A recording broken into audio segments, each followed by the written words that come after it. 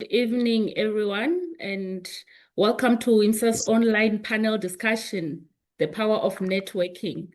My name is 𝗪𝗵𝘁, and I will be your moderator tonight. So let's take this time to just greet each other. We would like to know who is our audience tonight. Use the chat.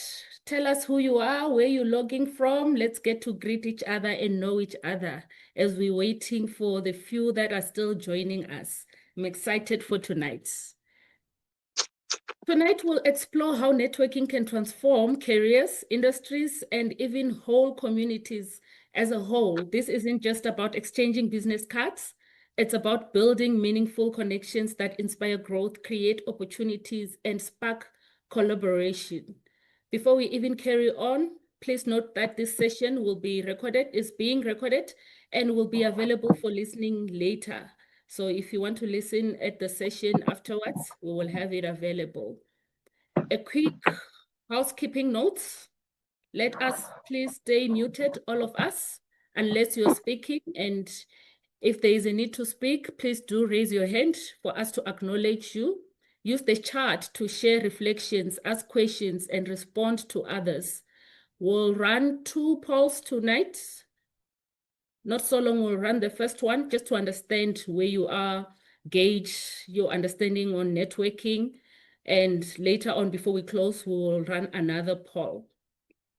Most importantly, this is an interactive action. Please feel free to contribute in the chat. We want to hear your voices and experiences along the way. So welcome to this evening. I do not come alone tonight. I have ladies, inspirational ladies. I have invited our panelists. We've got 4 panelists for tonight. 3 have joined us to date, and the last one will join us soon as she is still held up in traffic.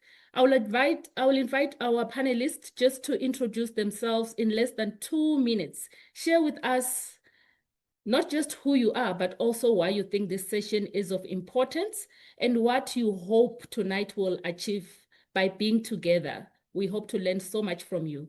So we will start from you, Innocentia, to Tanya and Murendeni in that order. Thanks, 𝗪𝗵𝘁. A warm welcome to everyone. So glad you could join us today. I'm also honored to join this session as well. I call myself a LinkedIn guru. That's my short intro for the session, and I'll tell you a little bit more about myself. But outside of LinkedIn, I work in engineering consulting, working on mining projects, developing mines, or working on operational improvement for mines.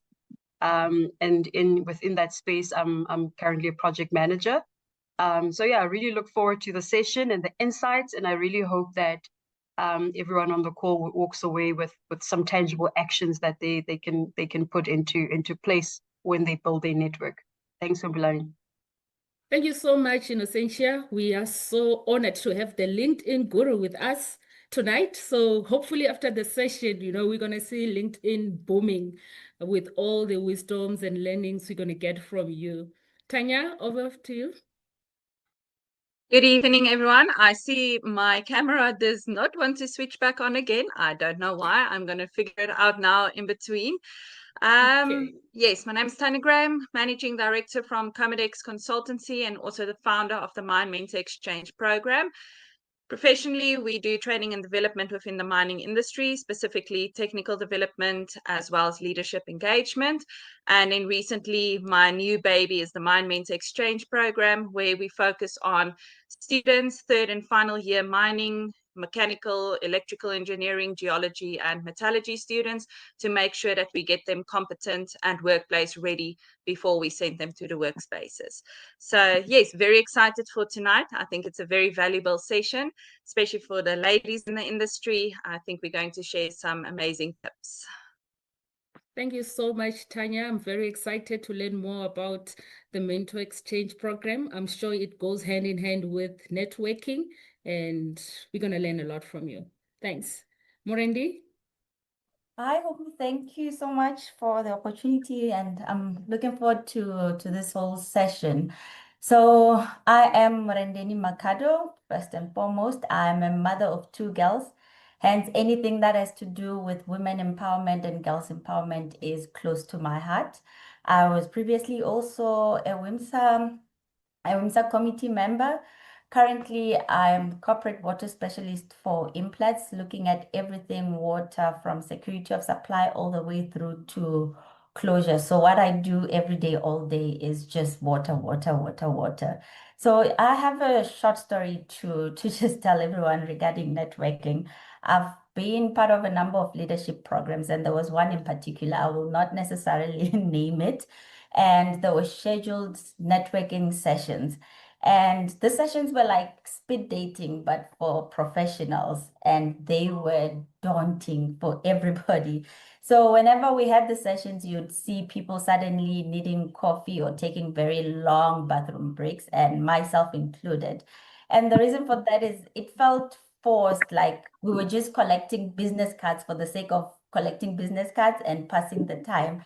And what that experience taught me is that networking is not just about collecting cards, collecting names and phone numbers on your phone, but it's more about creating intentional, meaningful engagements and finding people who align with your values and challenge your thinking. And hence, I'm excited to be part of this panel tonight. Thank you. Thank you so much, Murendeni. We're excited to learn more about you, to learn more about your network connections, how you connected with different people and how you sustained those relationships. Tanya, are you winning with the video? Can I request that maybe to avoid this, Murendi? Okay, your camera is back on. If we can keep our cameras on, that way, yeah, we won't I'm struggle. still struggling. What I think I'm going to do, I'm going to leave the meeting and just join again. Then maybe it will connect again. Happiness, no issues. As you leave the meeting, we will be getting to know each other better. I think we'll use this time first to just quickly run a quick poll. I will take some time to launch it. Please select your main goal of networking tonight so that we understand where you want to focus more on. What is your main goal with regard to networking? What do you want to learn tonight? What do you want to engage more on tonight?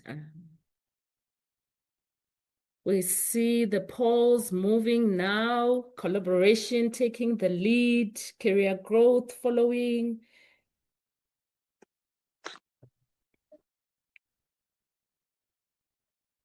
At least this will give our panelists some ideas on where they can focus on with regard to the audience goals for tonight.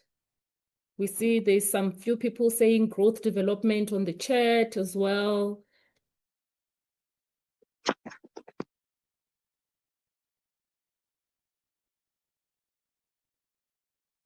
Just gonna take just a minute.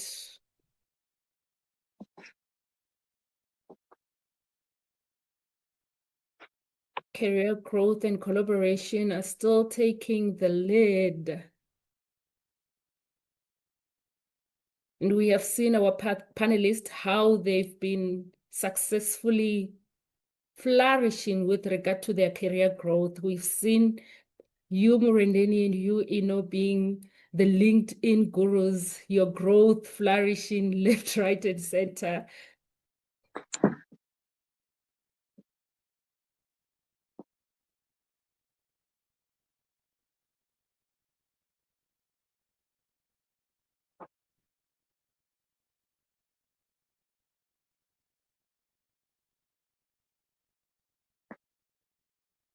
Okay.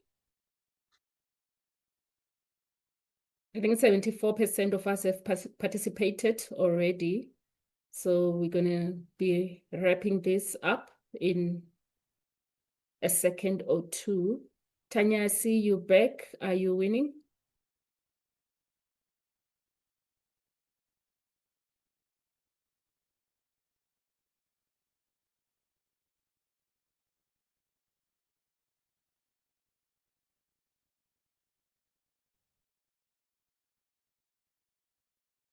Tanya, can you hear us?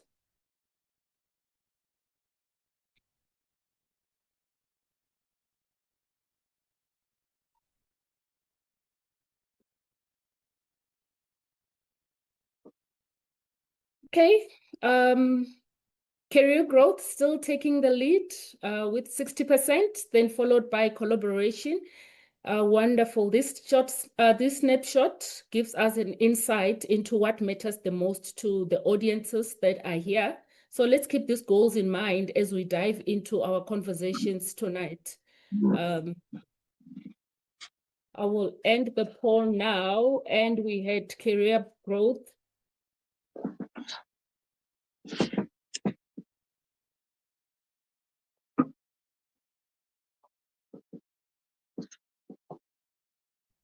Okay, I will end the poll now, career growth, and we had career growth as the main goal for tonight.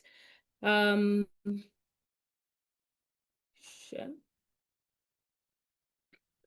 Let's begin with the personal side of networking, on how it has shaped our careers and what lessons we've learned. And Murendeni, for these ones, I'm going to start with you, looking at both your WIMSA involvement and your personal career journey. How has networking shaped your trajectory, especially in ESG and sustainability? Thank you, Humbu. So for me, being a sustainability professional, networking is obviously key because I have to work with a number of people, not just in my organization, but outside. And I also need to be in a place where I can influence. So networking has been a game changer for me. And through my involvement with WIMSA, I've was able to gain visibility. I was able to broaden my perspective because with WIMSA, you interact with a whole lot of people from different backgrounds, people who are in different spaces than you. And I was also able to grow in my self-confidence, just have a voice of my own, be vocal about what is it that I want and what is it that I need in terms of my career growth. And also, I've just gained self-awareness. You start understanding yourself more. You start knowing what works for you, what doesn't work for you. So, like I mentioned earlier during the intros, it's not just about exchanging business cards. It's not just about growing your phone list. And it's not just about connecting and having 20,000 followers on LinkedIn, but it's about engaging with the people who challenge and actually inspire you. So my current role as well as a corporate water specialist, it was a direct result of intentional networking. Like before I got into that role, I was clear about how I wanted to be perceived because it was quite different from the previous role that I was in. And also, I was also vocal about my aspirations, but vocal to the right people who have influence in growing my career. But what I've also learned is the importance of being strategic in terms of your networking and in terms of being vocal about your aspirations. So it's not every plan that you have that needs to be shared widely. You need to know who to share it with and the people who actually have influence or can make it happen. And just beyond mining, I think networking also and being part of WIMSA has led me to be recognized and be part of leadership programs like the Open Africa Power and fellowships like the Mandela Washington Fellowship, and also to now be able to sit on platforms like the BRICS Youth Council. And this has helped me to now build cross-sector connections. It still somehow links back to mining, but it allows me to now understand mining as a business on a global scale. And that was a direct result of being intentional in terms of my networking. Thank you so much. I think you mentioned something on, you must know who you share with. You can't always share everything with everyone. Where do you draw the line to be able to know that these I can share on LinkedIn, these I can share with everyone, these only deserve to be shared with a certain group of people? Where do you draw that line? So in terms of drawing the line, that's where you now need to sit down and think, what is it that you want? You need to know, for me to get from A to B, who are the critical people who will actually play a role in making that happen. I mean, for example, let's take it, you are mining engineering graduate, right? You need to know that from being a graduate to being a mine overseer, for example, or a mine manager, someone like me who is a water specialist, I do not directly play a role in that career growth. So you need to preserve your energy and put it into having meaningful networks with those people that will influence their growth.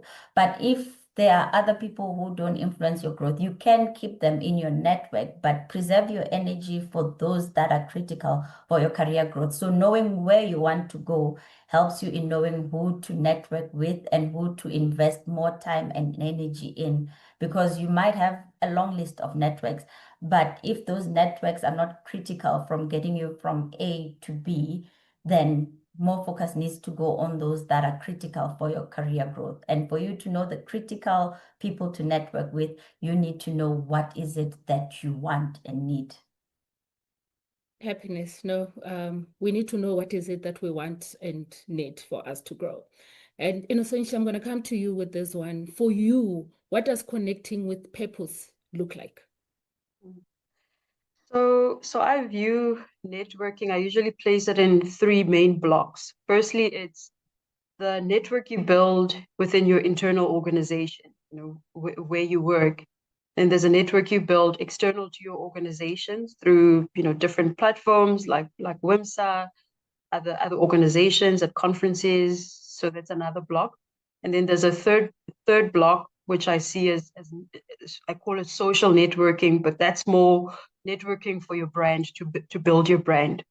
And then within each of those blocks, there has to be a purpose to it. I like what 𝗪𝗵𝘁 said, that often it's about, oh, I received Raksha's business card, then I've networked and that's where it ends. It has to mean something. What does that having that business card mean, and what are you going to do with it? And I often find as well, sometimes as women, we tend to network for lack of a better word, for vibes. We talk about everything else other than work. We don't talk about, what's the next business opportunity, what's the next career opportunity. So sometimes in certain circles I find myself in, and I'm guilty of that as well, is after I walk away from that, I'm like, actually, how did this conversation help me progress in my career, help me progress my business, help me? And then you find that that's lacking. And that means we're connecting without purpose. So the switch of that is, what does that relationship mean to you, and how can you leverage from that relationship? And consistently, as you meet people, reflect on that. And obviously you don't want to meet somebody the first time and already you say, here's my tender, can I get work? But reflect on that, and as you build that relationship, really understand where the touch points are. And obviously it has to be mutually beneficial as well. Somebody connects with you, perhaps there's some benefit to them, and vice versa.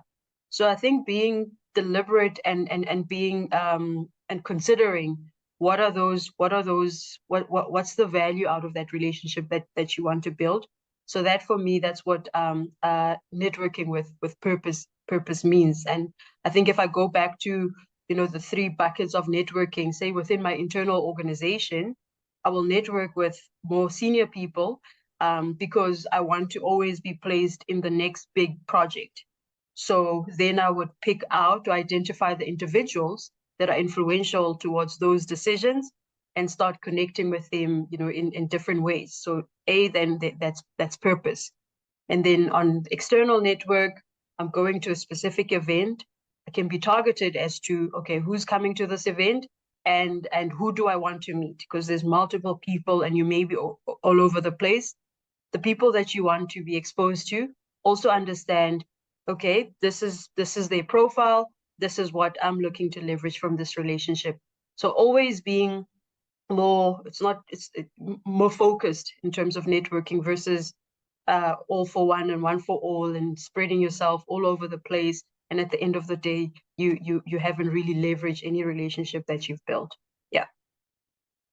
Thank you, Innocentia. And from what I'm getting, one needs to study the audience. Where are we going? Where am I going? Who am I going to meet? And what is my purpose from the people that I'm going to meet? And, sometimes you meet people from having just simple conversations without even knowing where that conversation will lead you. And from that, Tanya, I'm going to come to you. What is that one most surprising opportunity you've once had from a simple conversation, meeting someone in one of the events?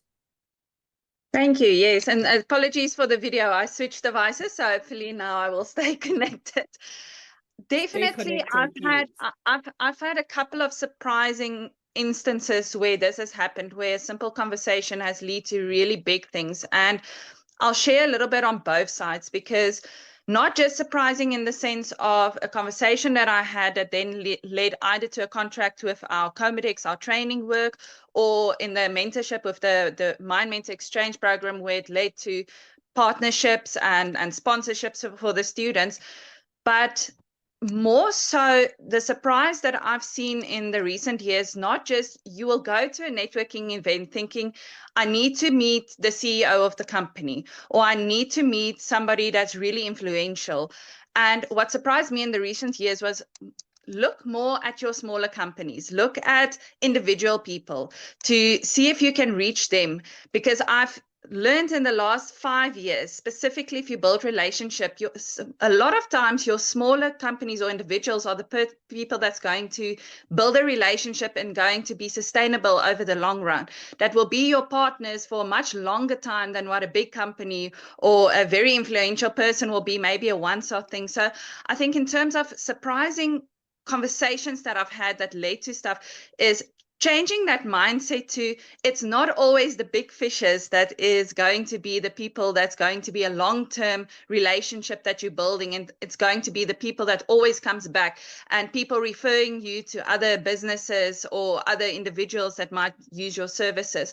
But definitely one of my recent most surprising conversations that I had was, I approached a person who I never even really thought that would be something in the company, because we didn't really have similar visions of where we want to go. And this individual at the end of the conversation turned out to be now one of our biggest partners on the Mind Mentor Exchange program, in terms of taking in graduates and also giving them opportunities for internships after they finish the Mind Mentor program. So don't take for granted the conversations you have, because people will surprise you. And don't think because you don't see the immediate vision that it might not be aligning that what you see in social media or on LinkedIn. Talk to people. It will surprise you how much you do have in common. And it's sometimes the people that you least expect that will be the people that's actually a very good fit for your partnerships. We had you. We will not take it for granted. And, not taking people for granted or any conversations for granted, maybe wanting you to lean deeper, to go deeper into that, Tanya. How do you make sure that networking leads to tangible results and doesn't seem like it's just connections? I think I will go back to that network with purpose. When you go, make sure that what is the outcome that you want, and to make sure it's tangible. Don't be yourself, be authentic, and afterwards make sure that you reach out to these people. Make sure the conversation keeps happening.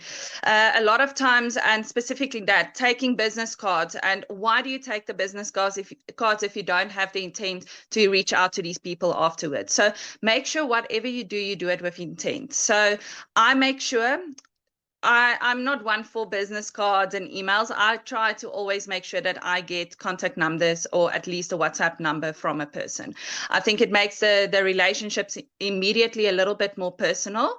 It's much easier to reach that person via WhatsApp, because emails, you send an email, we're all very busy. We all receive hundreds of emails a day. It's so easy to miss an email, especially if it's not one that you are expecting. So I always try to start getting the telephonic relationship going as quick as possible. Whether it's via phone call or via WhatsApp, it's always much easier to communicate, and it's a much more direct way to get that conversation and relationship going. Whether it's an informal, just a start to a chat, or, you know, to arrange a meeting, I think it's a much easier and direct way to reach people and get the conversation started than going via LinkedIn. I know a lot of people as well, you know, the inboxes are flooded. So by the time a lot of people see those messages, it might be too late. It might be missing the point which you want to get to, or if it's something urgent that you want to approach them with. So if you meet them at networking events, if you make sure that you get the contact number, WhatsApp number or telephonic number where you can reach the person much quicker. So there's also instances where LinkedIn works great if it's a bit more of an informal connection that you want to make. But if it's a direct one and you met the person and you've spoken to them and there's a lot of synergies and you can see potential partnership from both sides, then make sure that you get a viable contact from that person directly so that you can contact them within the first 2 days.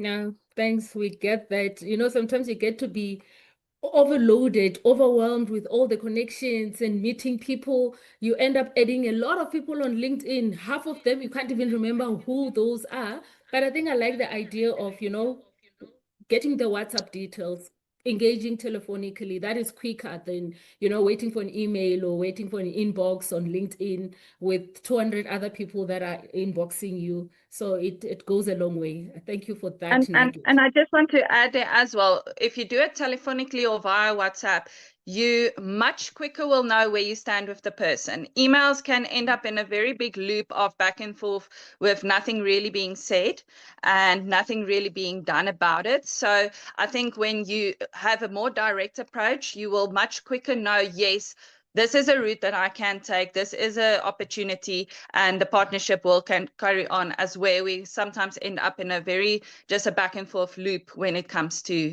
emailing.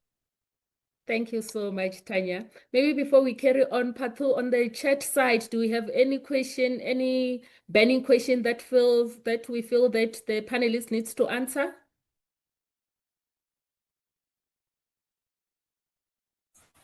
Yes, Yes.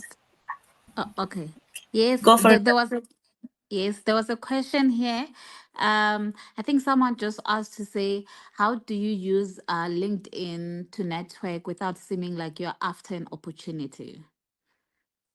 I've got my LinkedIn gurus here. So, Innocentia, maybe I'll say what I just wrote on the chat. I think one strategy, especially when you're approaching very busy people, is start engaging on posts. You know, beyond like they post something, it resonates with you, comment on that, and you may find that there's very few people that actually do comments. People usually just like, so you can stand out.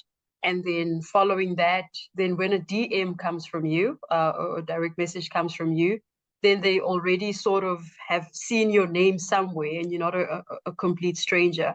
So I think that's an effective way. It of course works if the person is also quite active on LinkedIn. But I think that's one of the effective ways of trying to stand out, especially when it's somebody that's quite influential and they probably have a lot of other followers.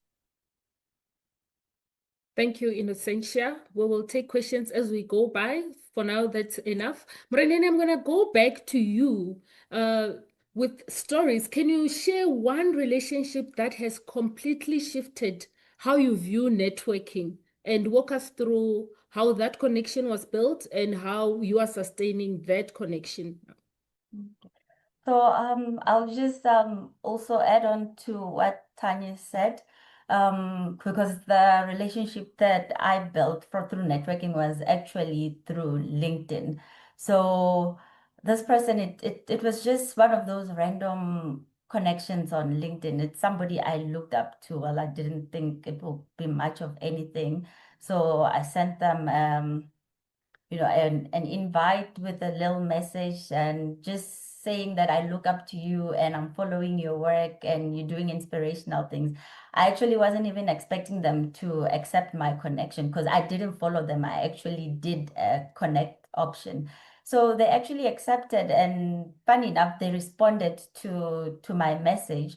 And from there, we started talking on LinkedIn, and through those conversations, the relationship evolved into mentorship and through to coaching. And that totally reshaped my approach to networking, because she actually helped me understand better the power of networking.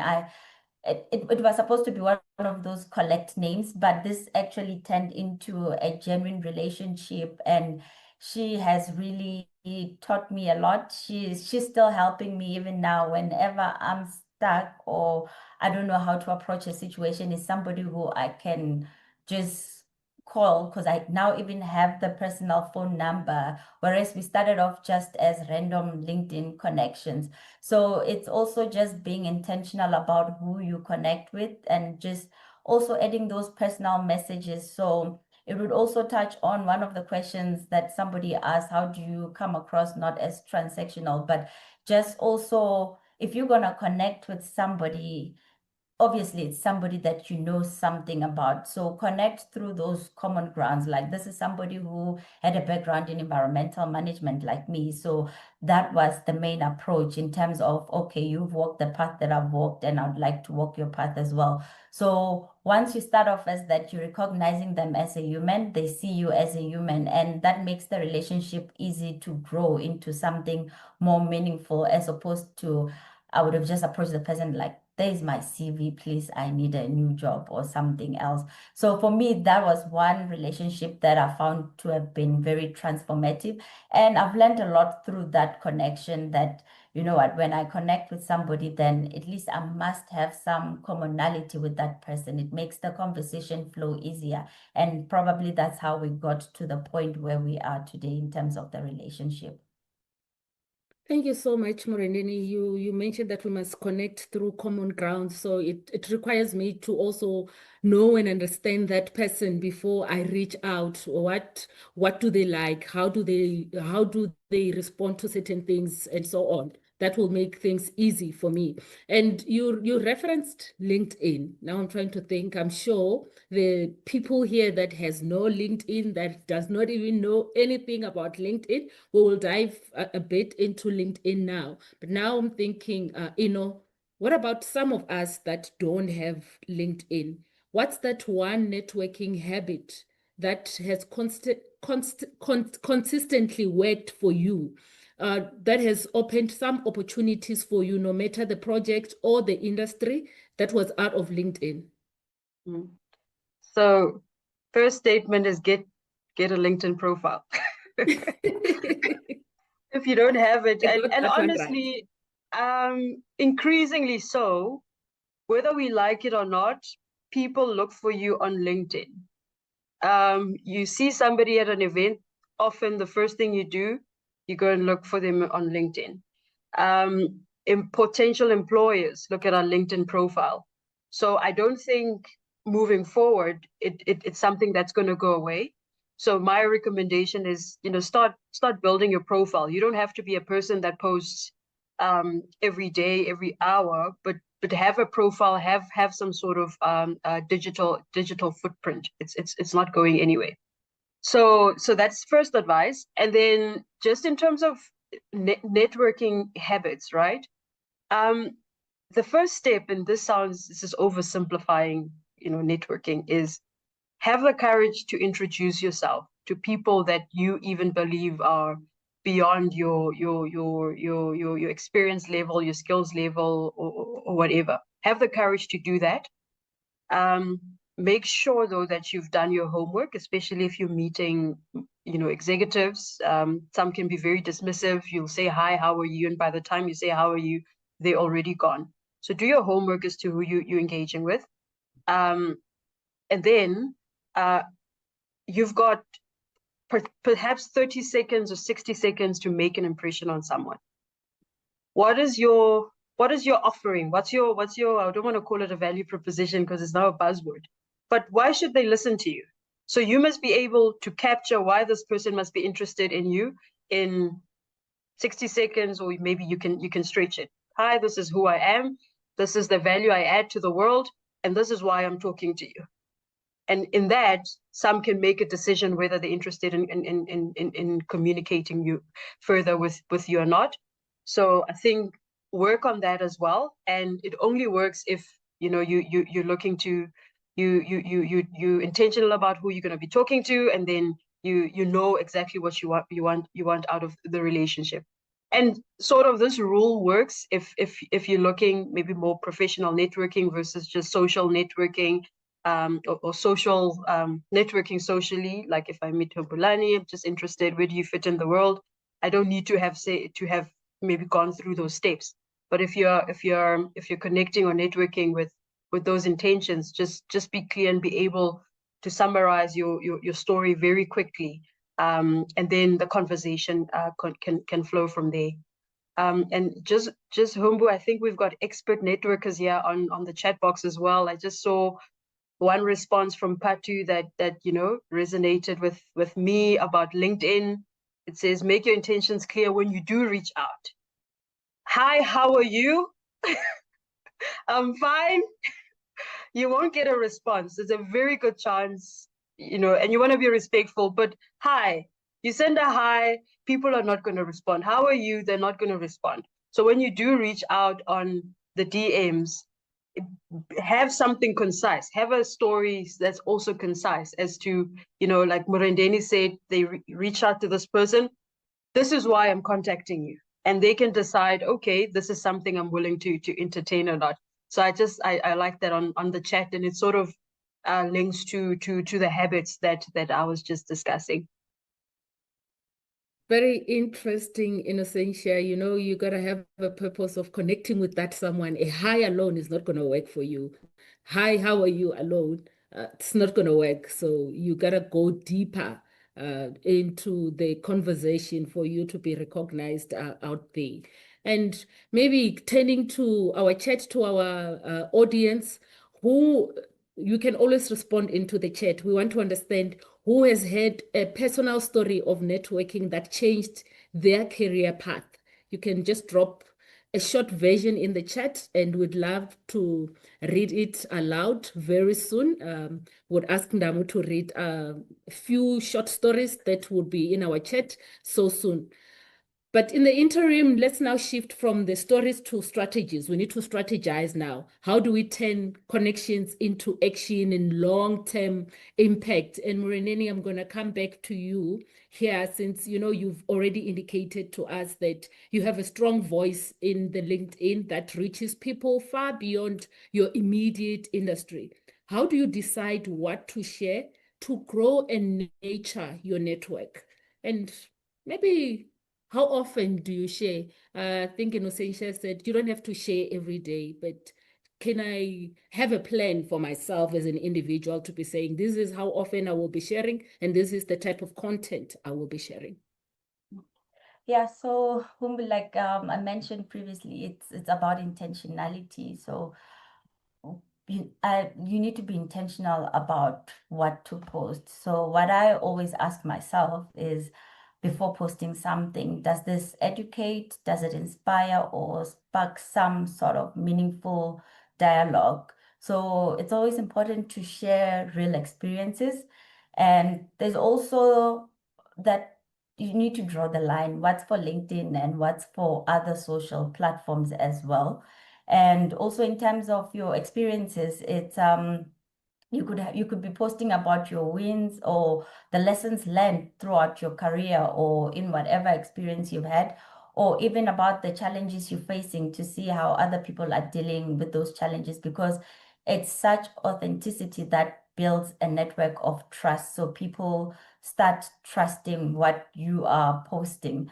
So I also consider what my network might need. So that now goes back to knowing who's in your network, and also with who's in your network, who are the people you're targeting, because deciding what to share depends on who within your network do you want to target, and how do you want them to see you as well. So that's what you need to be aware of. So who is your audience within LinkedIn and what is it that you need to send through to them? What message are you sending to them? And I can give an example. I mean, I think almost everyone has WhatsApp. We know how people are on WhatsApp.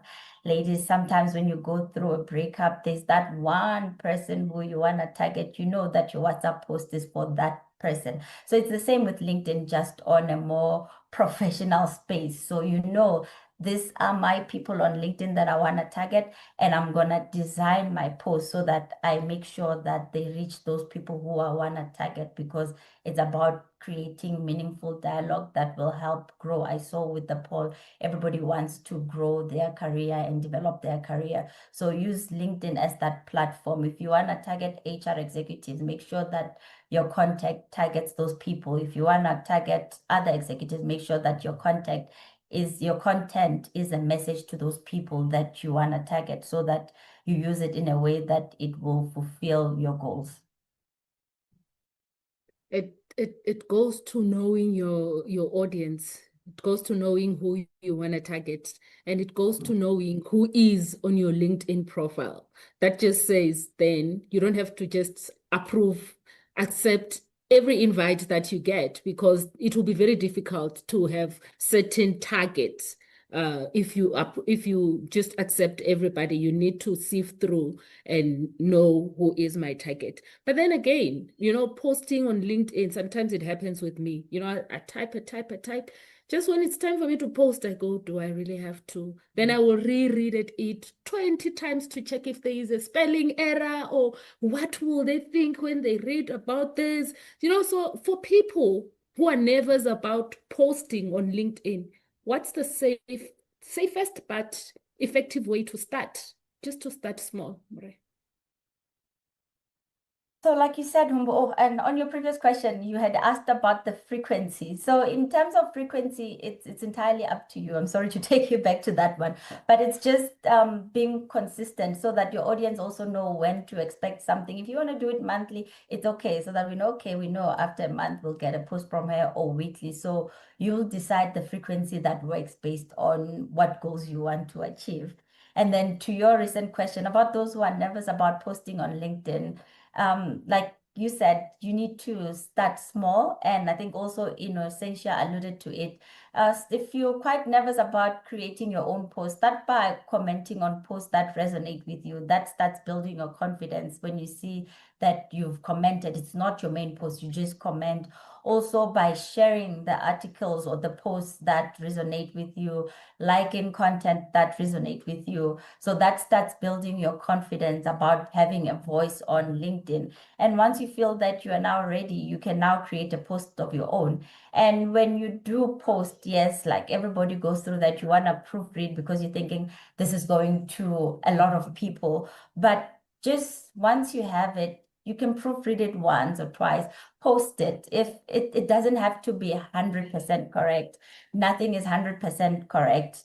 Like, you are human, your readers or your connections are also human. Sometimes you might even be overthinking it, and then the people who are in your connection didn't even notice that tiny spelling mistakes that you were now sweating over, and you couldn't sleep because you're thinking that post is out there and I made a mistake on that one word. So just post it.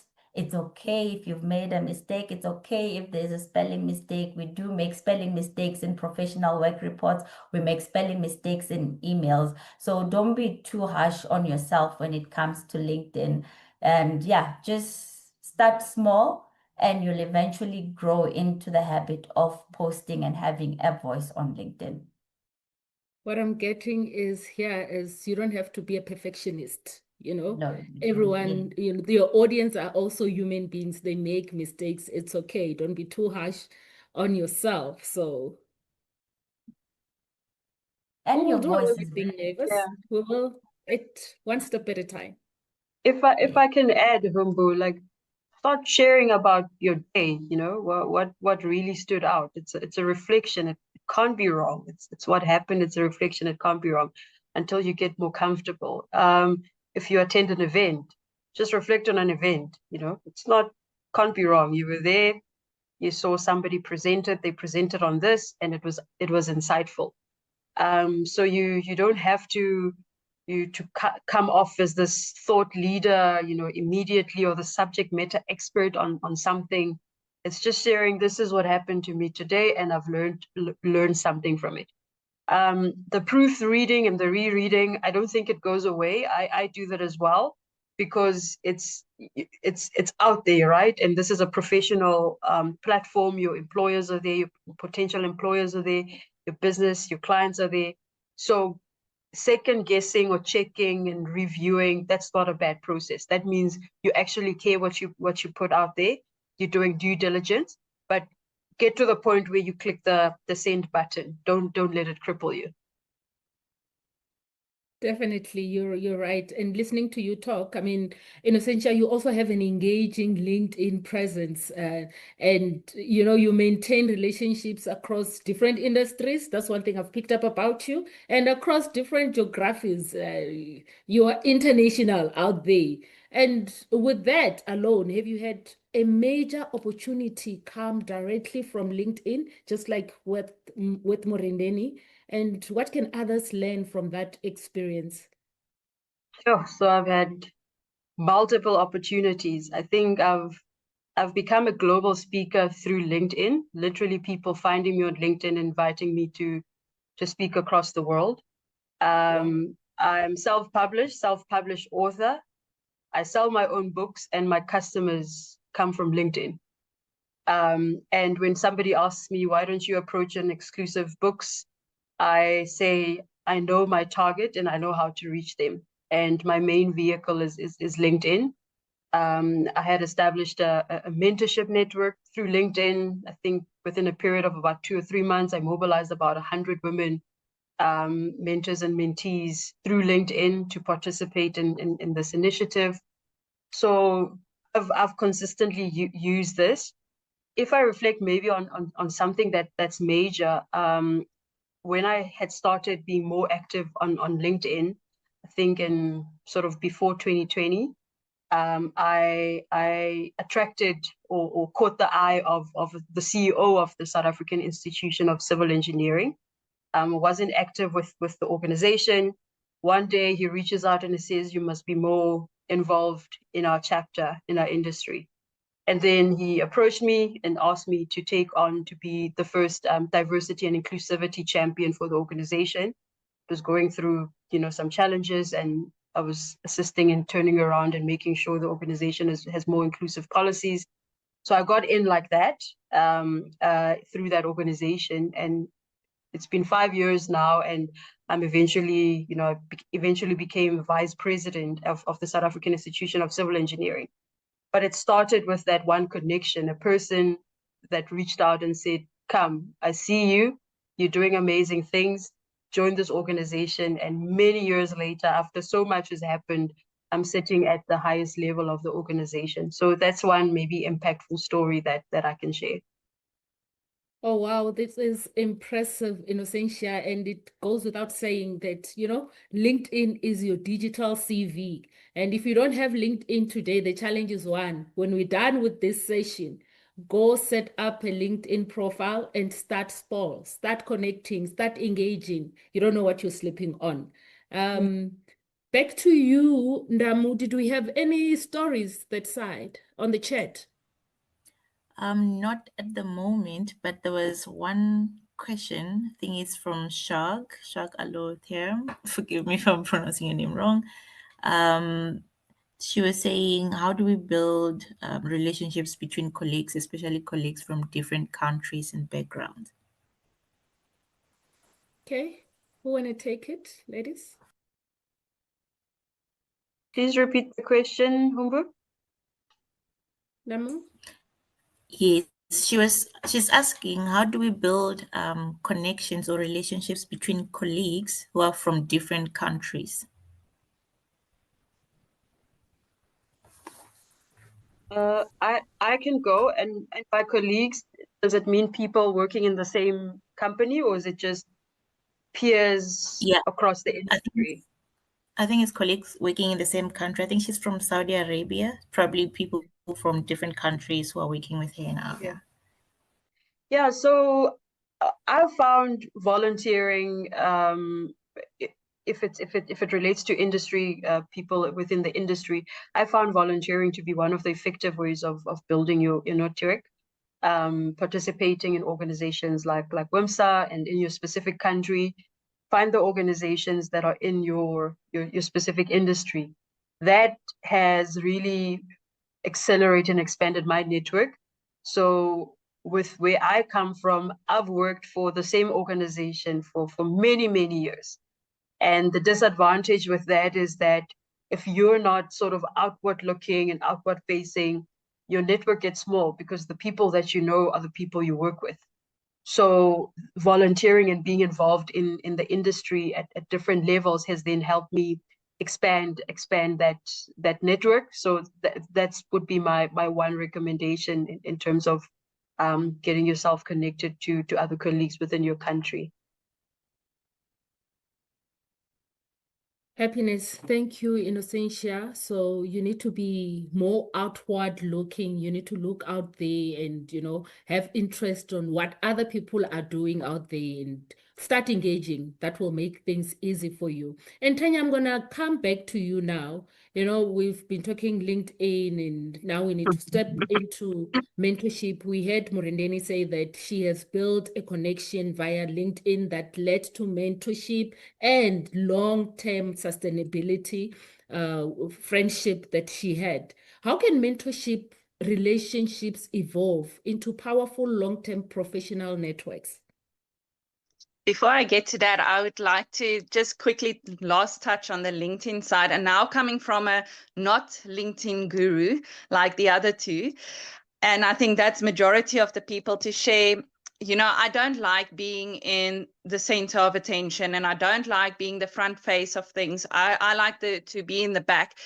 And I think 2 years ago, I wasn't very active on LinkedIn. You scroll through the post, but you don't post anything. You don't share about the companies, anything. And I started slowly, like they suggested, you start just by liking a post, or you start commenting on a post, and that you start growing. And in the last year, we very actively started on LinkedIn, putting ourselves out there from the company side as well as myself, started posting. And in a year's time, I went from 700-800 connections. I think I'm just under over 2,500 at the moment. And what this has done, and this is specifically coming to say, is you do need to have a LinkedIn profile, even if it's just for commenting, even if you're not feeling comfortable yet to post and putting yourself out there. But it's so true what all these two expert ladies in LinkedIn, and that's grown fantastically in LinkedIn with their network, is sharing with us tonight, is you start being seen. So in the last year, where I've now really been active on LinkedIn and start sharing and posting and taking the photos and making a small post of it after everything, people have started noticing. So the difference now is when you do walk in rooms, when you introduce yourselves, there will be somebody that already said, oh, I saw this on LinkedIn, or I saw this is happening on LinkedIn. Now I know who you are. Now I put a face to this. And specifically with the Mind Mentor, coming back to that again, now every time I introduce myself, somewhere somebody already heard about it. And it's majority of the time through LinkedIn. And just those small posts, now people are reaching out to me via LinkedIn or phone calls or whatever the mode of communication would be. But they're now starting to approach me on these things. It's not just me actively having to go out the whole time to network and get these partnerships. The visibility has now broadened that it becomes a two-way street and not just a one-way street, everything coming from my side. So definitely that advice from the two ladies is brilliant, to say, just start somewhere, even if it's small, but start putting yourself, especially the young people that's starting the careers, start finding something that you can resonate with or you're passionate about, and start talking about that, because you're not going to be noticed by just sitting in the corner and waiting for opportunities to happen. And I think that's now coming back to the mentorship side, and specifically building through networking. And it's so important. And I mean, this is something we see with especially our young professionals, is choosing the correct mentor. Because when we network, they often want to go for the CEO or the managing director or vice president or all these very high positions, where a lot of time we do need to understand not every person is a mentor, not every person is a coach. So be careful who you select, and with intention when you go to these networking events to meet specific people, do your homework beforehand, because just choosing a person because of their title or what the success they've achieved in life does not mean that they're going to be a mentor that's going to help you progress in your career. So I think with networking, the very important part with the mentorship, and firstly opening that door, is to make sure the person that you want to meet with intent, that you are looking to have as a mentor or have as a person of advice. That's the first part. Your entry level is in identifying and choosing the person you are looking to choose as your mentor, approach as your mentor. You know, we see this very often where a lot of high profile, and because we work with a lot of high management level people, and it's not that they don't want to be a mentor. If you do not have the skill to do skills transfer, you will never be a mentor in your life. And that's okay. It's not meant to be that everybody is a mentor. But using that network and making sure when you are networking, be very careful of who you want to meet with the intent of looking for a mentorship. And then again, on the networking side, now speaking directly to people who are mentors. If you are a mentor, make sure that your mentees get open up to new networks. And I can share here a personal story. We recently had our golf day for our Mind Mentor students. And how we worked is we invited a lot of the mining houses. Of course, we have a large network of GMs and mine managers and high-level VPs, but also in the supplying companies. But I did it very specifically with the people I chose, because the students had opportunity that day to meet a lot of high profile people, but I knew with the intent that whoever they speak to that day has the ability and the capability and the resources to be a good mentor. So you as a mentor, make sure when you open up the doors for your mentees, that you open doors for them that can actually help them succeed in their careers or in their personal lives, depending on what side you are mentoring.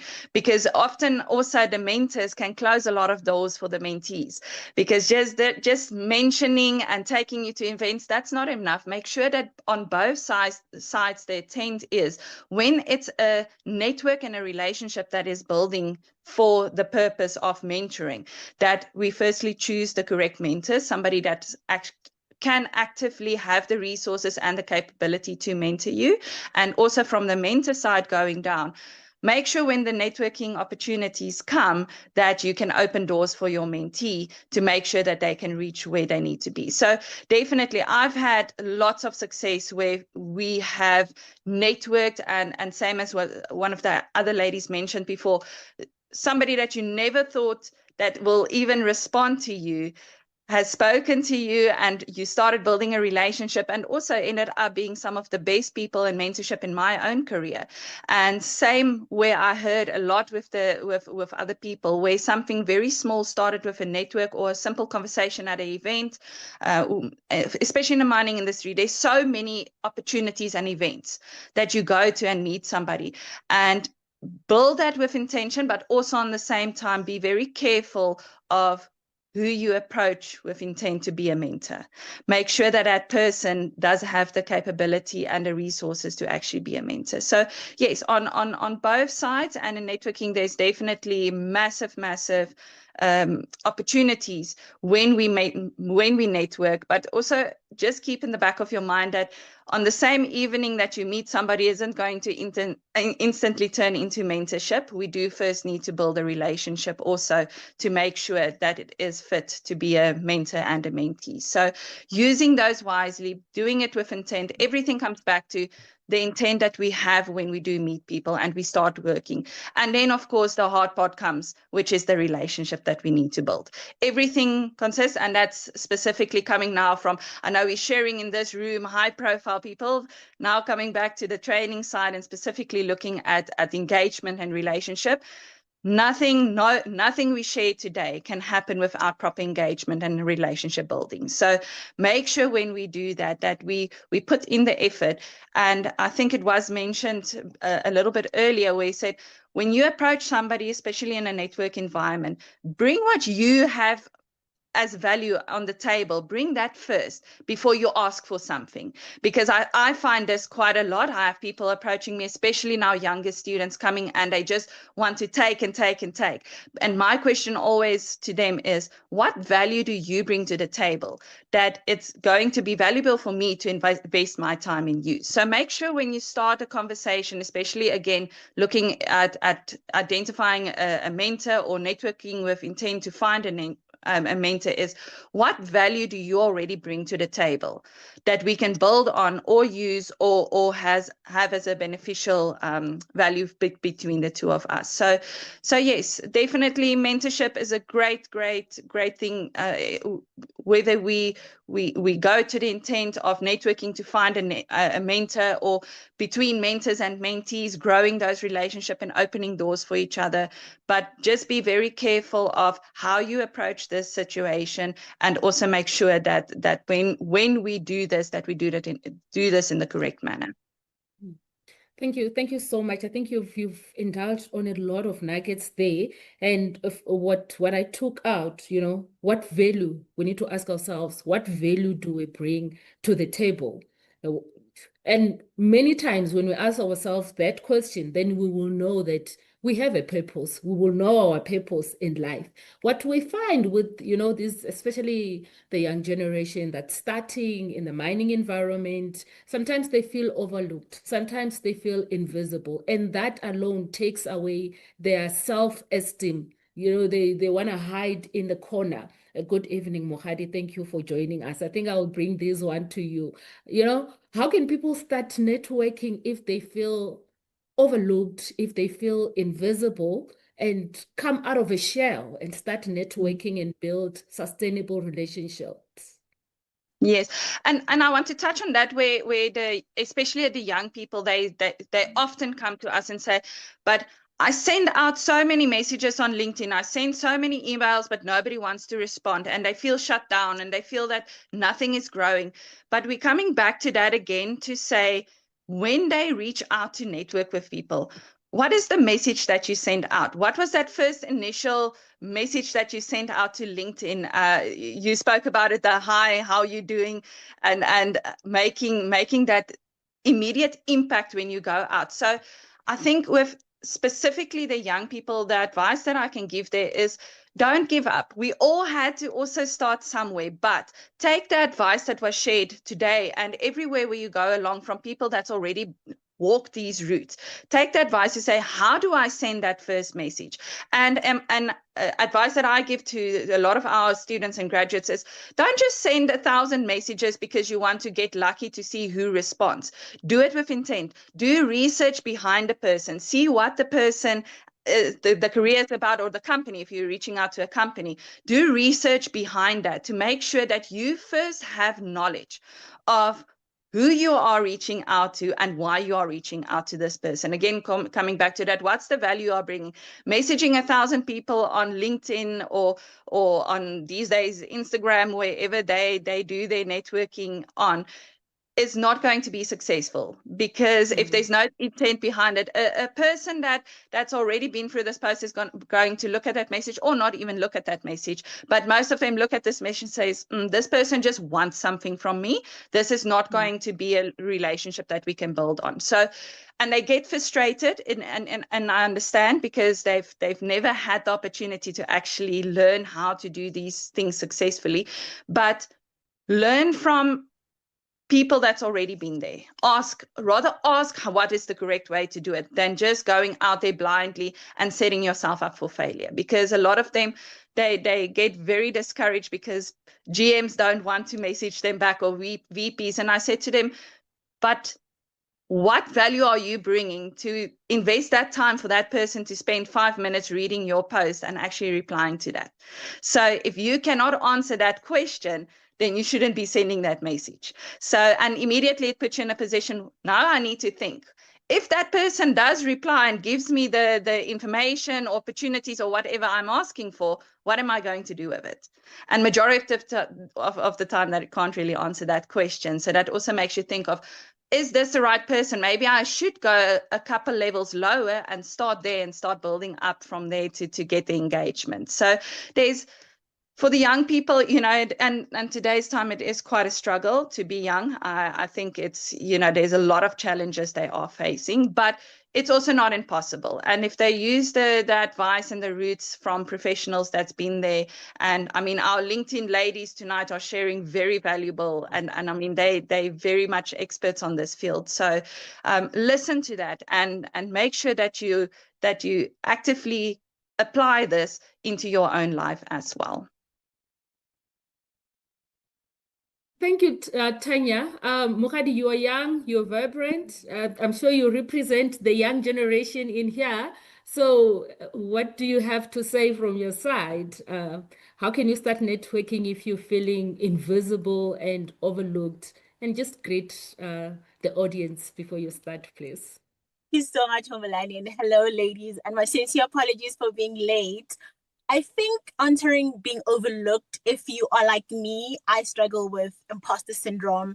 I'm a marketing practitioner working in a mining industry, and sometimes you are in rooms where it's not people who you would usually mingle with. And I think it's first and foremost not getting into a room and looking for signs that you don't belong. Know that you belong in those rooms, and even if you are different or you have a different profession from those people in those rooms, know that you belong. I think that's where it starts. Whenever I'm in a room and it's uncomfortable, I tell myself I belong in this room and I'm going to gain something from it. And I think another thing is choose mentoring that works for your personality. For me, is I believe in authentic mentoring. I approach people. Mentorship, like any other relationship, is built over time. It takes time to build a mentor-mentee relationship, and I've always relied on that. If I feel overlooked, I ask questions, I step forward, I sit in being uncomfortable so that I can grow for it. Discomfort means growth, and sometimes we become uncomfortable and we feel overlooked and we feel sorry for ourselves and we become victims. But it's very important to sit in our discomfort and to know that you're not always going to be overlooked. There's going to be a time where you are a leader, a thought leader in those rooms. And if being overlooked is the price that you pay at this time, you will reap the rewards. And that's my advice to everybody. Thank you. I think you mentioned something very brave to me. You said discomfort means growth. And I'm going to bring this one to you, Murendeni. I'm sure several times you've come across areas where you were made to feel so discomfortable. You were in rooms where you were made to feel so little. How do you overcome that aspect? And how does your networking trajectory help you to overcome that aspect? So yeah, I think most of us here have been, especially being women, in situations wherein we sitting in a room and you are so uncomfortable, you're doubting yourself, you're doubting your skills, but it goes back to knowing what you have to offer to the table. You wouldn't be sitting in that room if you didn't have anything to offer, because nobody would have even given you the chair to sit in that room. So it's just trying to get out of that doubtful mode and have confidence in the skills that you have. And it comes down now to making sure that we continuously develop and build ourselves, so that when we eventually get into this room, we know that we've got that backing, that for me to even be in this room, I know that I'm competent as everybody else who's sitting in the room. And also just I know sometimes you sitting there and you know you have ideas, you want to voice yourself out, but it's just also now having that courage to say, what I'm going to say is also valid in this room. And for you to get to that point, that's where mentorship and coaching becomes important, because those are people who help you navigate these spaces. We sometimes undermine the power of having a mentor and the power of having a coach, but they are people who have walked where you are. That's why, like Mukhadi said, having somebody who matches your personality, that's somebody who understands you. They will guide you through because they have walked your path. And also know you are not the first person that is doubting yourself when you are in that room. We all have doubted ourselves. Even that big shot, the highest level person in that room, at some point they had doubted themselves, or even at that particular point, they might be doubting themselves and you don't know. So just believe in yourself. You are there because you deserved it. Nobody else should be there but you. So that's the mindset you need to be in. Yes, I know it's easier said than done, but that's the mindset that you need to get into. Everybody else in the room is having second thoughts and doubting themselves, because at the end of the day, we are all human. And there's this I won't say it word for word, but it was a statement by Barack Obama that when you now get to a higher level, I think somebody remembers his exact words, and you start conversing with certain people, you start realizing there's really nothing special about these people. They are just like me. So from afar, it looks like, oh, you are such, but yeah, it's we are all human beings, and never like have confidence in the skills you have to offer. You are there because you were meant to be there. We are all human beings, and have that confidence for you to be there because you were meant to be there. Essentially, I'm gonna catch you here by surprise. Having that self-confidence and networking, meeting people for the first time and engaging with those people for the first time. Sometimes it's not easy to keep the conversation for a long period. You come to a point where it's stalled, it's quiet. How do you keep, the momentum and engaging, making it meaningful so that by the time I walk out of the door with those contact details, when I call, we pick up where we left, and it be a purposeful, meaningful relationship going forward? Yeah, so what I've observed is that generally people love talking about themselves. So if you feel that you have nothing maybe more to offer, be inquisitive about the person you're talking to. Ask them. If you don't know the type of work they do, what are the challenges they're encountering. Challenges is actually good because if it's more networking for business or professionally, you can perhaps find a solution that you can probably offer or something to follow up on. But ask them, be inquisitive about who they are, their background, their organization. Keep the conversation with maybe more questions versus what you can offer if there's just nothing in that interaction that you can tap into. So yeah, and I found when you ask questions, people maybe open up a bit more, and they can go on in the specific things you can then pick up, and the conversation can then flow from there. Thank you so much. So, people like talking about themselves. Obviously, you asked me a question about me, I'll gladly just indulge and talk nonstop. And Mukhadi, I will dive back to you here. We going through digital transformation. Everything we talk about these days, it's all about digital space, being in the digital space, being digital transformed, and so on. And we discussed earlier on how professionals can avoid coming across as being transitional while networking. But how do we translate now online engagement into real-world collaboration without having to feel that we are being too much transitional? Yeah, I think it comes back to that it's built over time. So you don't meet someone on LinkedIn, for example, you reach out and then next week you want to meet for coffee. I think it's a build up, engage with their content, talk to them regularly so that it's not transactional, like, oh, I just want to meet you now and I want to get something out of you. Show them that you admire them as the human being that they are, and there's inspiration that you draw from them. So I think it's built over time. Consistency, much like businesses on social media, you have to be consistent in engaging them, in talking to them, in reaching out, and be an interesting person on social media as well. Because sometimes we reach out to people and we have nothing to show on our social media pages. So so do that. Be as interesting as you are interested in other people. And on the transactional part, sometimes it's going to come across as transactional because you want to gain something from them, but make it valuable for them as well, because you want to gain knowledge from them. Because they inspire you. That is sometimes can be the transaction. Does not have to be monetary transactions. Because ultimately, that's what mentorship is. Thank you so much, Mpho. I'm going rogue. I don't know where to add this, but have a picture on LinkedIn. I think this is also very important. If you don't have, as you build your profile, you're just a bot and you're saying, hi, how are you? People want to know who they're connecting with now, especially now when maybe we've got LinkedIn AI accounts.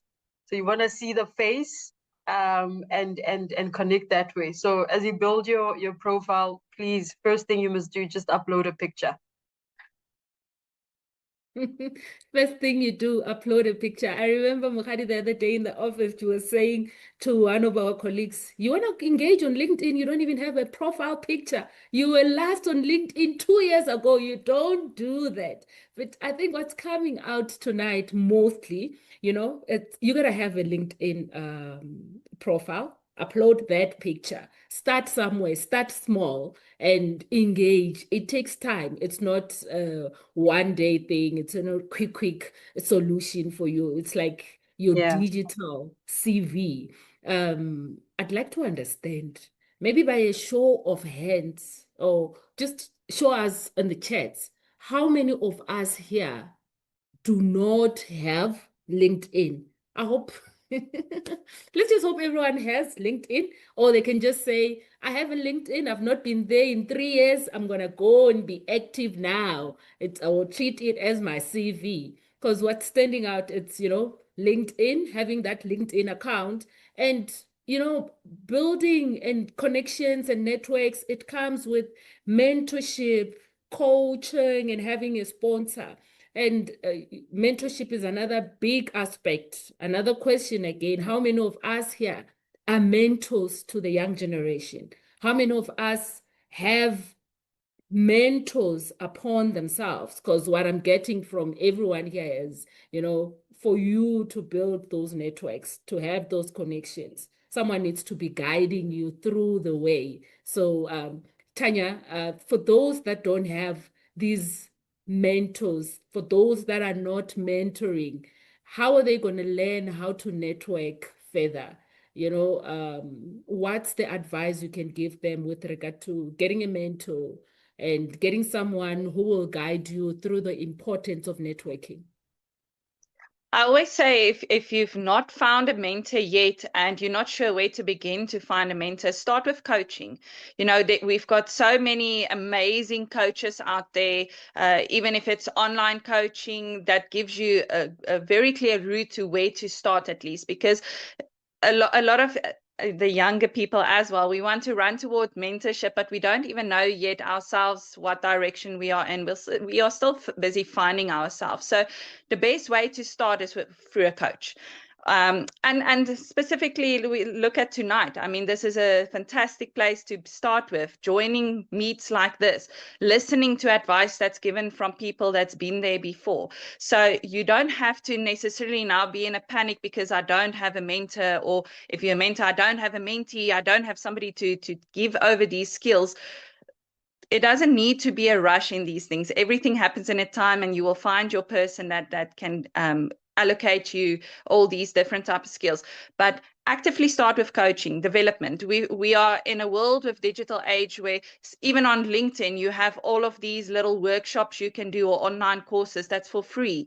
There's so many help resources, if I can call it that, outside where you can go and ask. There's these chat rooms that's now available on a lot of places. So if you don't actively have a mentor or haven't found your mentor yet, don't be in a panic of it, but start somewhere.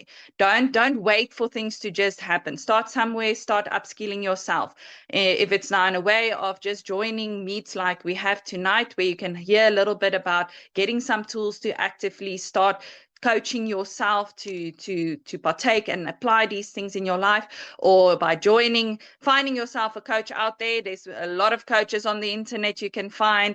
That's, I think, one thing that's now quite flooded in the world is coaches. So it's not hard to find coaches specifically that can help you, especially if it's, I heard one of the younger ones say the imposter syndrome, that you're feeling, I'm scared to put myself out there because I keep doubting myself. Find a coach. There's so many easy ways to get over these things. It's skills development that you can do, and you don't have to wait for somebody to allocate to you, whether it's now from your company to get skills development. Invest in yourself. And I think that's the big one. We wait for people to invest in us. Start investing in yourself. The earlier you invest in yourself, start building those little blocks, those habits, those skills. And before you know it, you're going to be in a position that is much easier to then find mentors and know what you are looking for, because you're also going to build yourself up a bit more. Thank you so much, Tanya. Start somewhere, find someone, get that guidance. And I want us to run our final poll on what's the first. I'll launch it just now. We want to understand what's the first networking action you plan to take after tonight. And this will help us see how you are planning to put insights into practice. While we're running this poll, let's allow some time to run the poll. But while we're running this poll, Mrendeni, perhaps what about some of us that have not been actively networking? Where do we start? What would you say? How would you guide us into starting to network with purpose? So in terms of starting to network, LinkedIn has been said. We've said LinkedIn, but also I would say LinkedIn as a gateway, like we say in LinkedIn, to meet other people, other connections. But also LinkedIn, there's a lot of other opportunities that are on LinkedIn besides just connecting with people.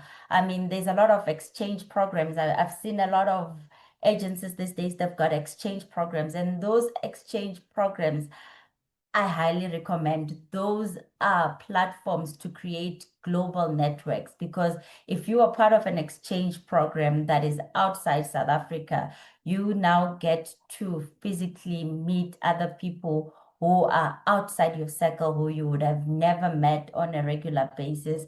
Also, there's a lot of events that WIMSA hosts. There's a lot of events that are out there that attend those events. Those are events that you meet a lot of people, then you get to network one-on-one. So that's where I would say you start off. So you need to make sure that you are active, you're visible, be online, be on LinkedIn. Like Innocentia said, have a profile picture, make sure that your profile is up to date so that people start knowing you, but also be on the lookout for these opportunities. There's a lot of leadership development programs, executive development programs, exchange programs. Sign up for those, be part of those. They are forever looking for women and also young people. And I've noticed that those platforms, they grow your network bigger than you would ever imagine. And they also change your perception on life. They change your perception on how you approach things. Maybe to add to what you're saying, to ask even further, you will take it just when Murendeni finishes as well, because I've realized with the two of you, sometimes you get involved in some exchange programs and I go, but where did she stumble across this? How come she gets to see these and I don't? And those kind of, where do we get to stumble across these opportunities, these exchange programs, these anything, where and how? So if I take you back to the very first one that I came across, it was on LinkedIn, and that was through my coach that I met. So they told me, don't just connect with people. Like now when you have a goal, connect also with organizations that you want. Those are the organizations that actually post such opportunities. And with the first one that I was part of, I actually found it on LinkedIn. It was a 6 weeks program in the US. And it was just like, do you want to spend 6 weeks in the US? I was like, hell yeah. I start reading the post, and yeah, that's where I got the first one. And once you get the first one, and that's why I was saying your network starts growing, because during these programs, then you meet other people, then your LinkedIn network and your social network starts growing. Those people that you met that are outside your region, they start posting things. So you see the content that you get also starts growing, because your network is not just your intimate circle. So you start now being exposed to things that if I met somebody who's from Egypt, I start being exposed to programs that are running in Egypt, because what that person is posting now shows up on my timeline. So that's why I say you need to now start growing outside your circle. Once you start engaging, being part of exchange programs, your network and the opportunities that you are exposed to start growing as well, because you don't just see things that are happening here in Joburg or here in South Africa. So we need to expand our network. Yes, please. We need Yes. to go beyond.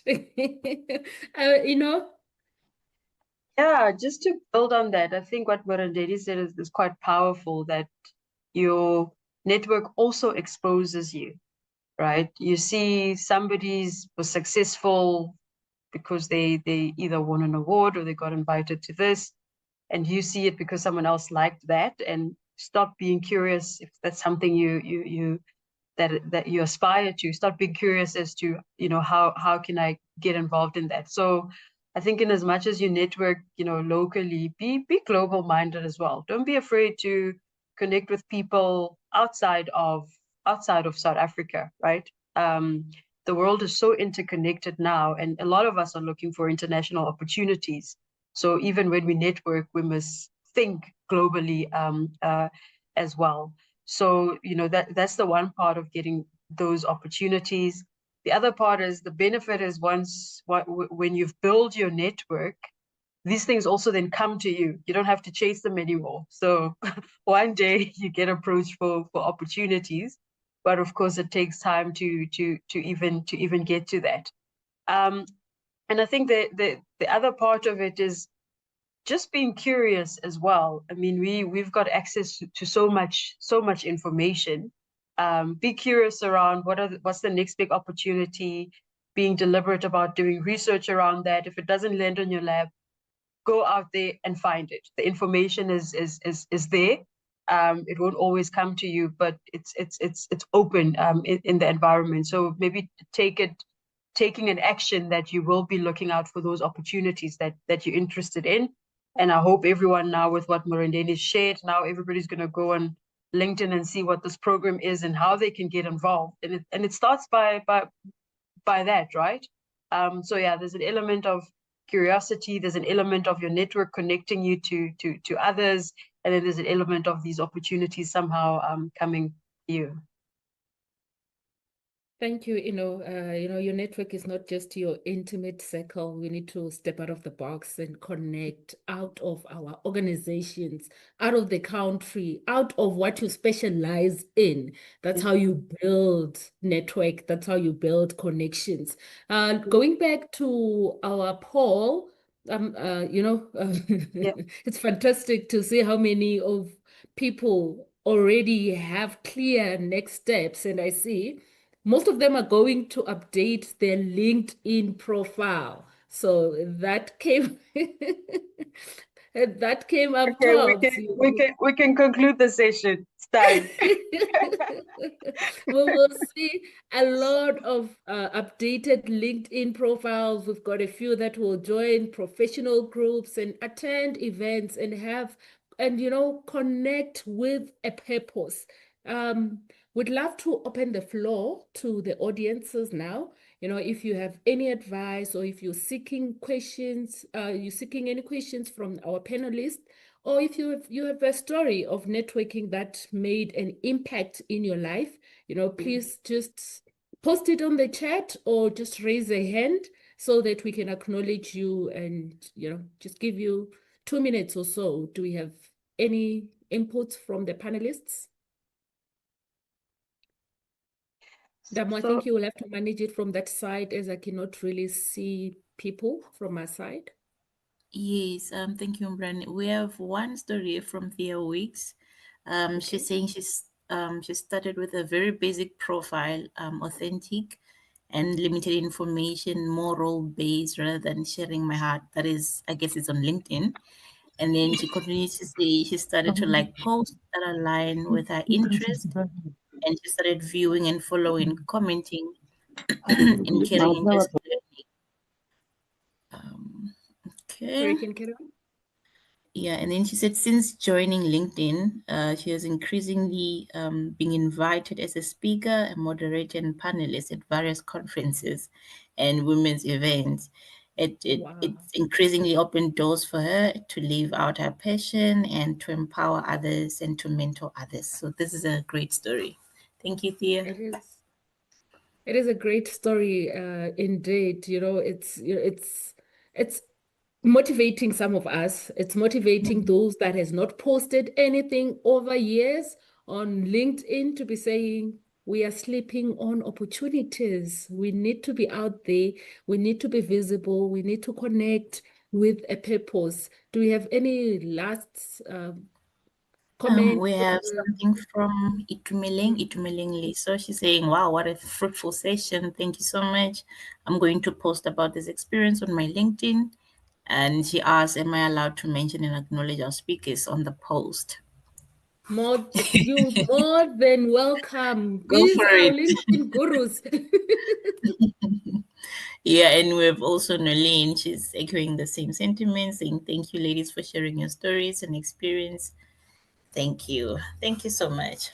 That's all from my side. Now, thank you, 𝗪𝗪, for checking in from the chat box. I think I'd like to ask each of our panelists, just in a sentence or so, in less than 2 minutes, to give some networking advice to the team, and that one thing that you want our audience to remember from tonight.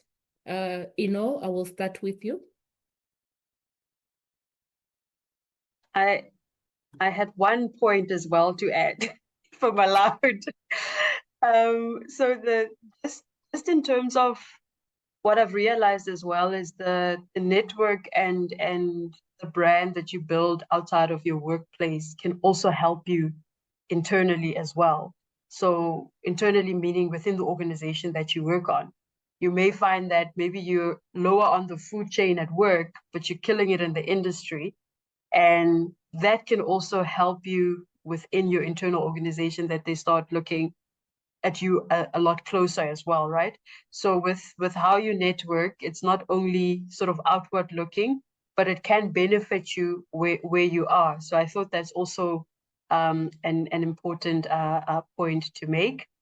In terms of maybe parting comments, and this comes from, someone, believe it or not, I was not, very confident with introducing myself to people, working the room and all of that. I had to work or build sort of that persona because I understand it's what I needed to actually succeed. So my parting shot is that, make a conscious decision to be more deliberate around your networking. And that also is make a conscious decision to being more confident, because when you show up more confident, people have a lot more time for you and they pay more attention to you. Yeah. So that's my comment. It's not quite one sentence, but yeah. No, it's wisdom shared, so we'll always take it. always be confident. Tanya, I'm going to come to you. Sure. First of all, I would also just like to thank 𝗪𝗲 again for a fantastic evening and opening this for people to actually be able, and especially women, to learn from each other. And from my side is just be yourself and start putting yourself out there. Start small and start building those blocks, and before you know it, you will also be achieving these goals and these successes that you see on people on LinkedIn and these big names. So just start somewhere. Thank you, Tanya. We will start somewhere and we will be ourselves and put ourselves out there in the platform. Mohadi, over to you. Thank you, 𝗪𝗵𝘁, and thank you so much, 𝗪𝗲. I think for me, it's taking it back to the bases. Just to build on what Eno said in terms of confidence, is that sometimes we underestimate how difficult it is to network with people, especially if you're introverted, if you are neurodivergent. So I advise everybody to attend a Toastmaster session. You don't even have to pay for it. You just attend as a visitor. They give you awkward scenarios. They put you in environments where you would have to react quick on your feet, and sort of builds your mind to be in networking environments. And I think that is really impactful in building confidence, because confidence is built over time. And you also have keynotes of how to open conversations with people at networking events or any event that you attend. So I think my advice is attend a Toastmaster if you struggle to initiate conversations at events and if you're networking. Thank you. Thank you so much, Mohadi. And the Toastmaster sessions are in different regions, different areas. If you search, you will definitely come across a session that aligns with you. So do challenge yourself, ladies. Murendeni? Just on my side, the closing message or advice is always remember networking is about building real connections. So like I've been saying, and I overly emphasize this, it's not about who you know. At the end of the day, it comes down to who knows and remembers you, because those are the connections that will count. So yeah, that's the advice I would give in closing. It's not about who you know. It's all about who knows and remembers you. So connect with passion. Tonight we've learned that networking is about courage. It's about authenticity and connecting with a purpose. It's about nurturing the relationships, not just collecting contacts. So let's go out there and nurture those relationships. I'd like to say thank you to our amazing panelists for your wisdom, for your authenticity and generosity in sharing your journeys with us. And a heartfelt thank you to every participant who joined us tonight. Your energy, your reflections, your questions on the chat, they made the conversations truly powerful. Let's take what we've learned and keep building networks that uplift, empower, and create opportunities for us. So for me, a call of action is one. Let's keep the conversations going. Let's connect with our panelists here. They are all on LinkedIn. So let's connect with them and with each other that is here. I've seen some of you are connecting already in the chats. Let's make networking a habit, not just a once-off event. Let's network all the way. Thank you so much, everyone, and have a blessed, wonderful evening further. Thank you. Thank you. Bye-bye. Bye.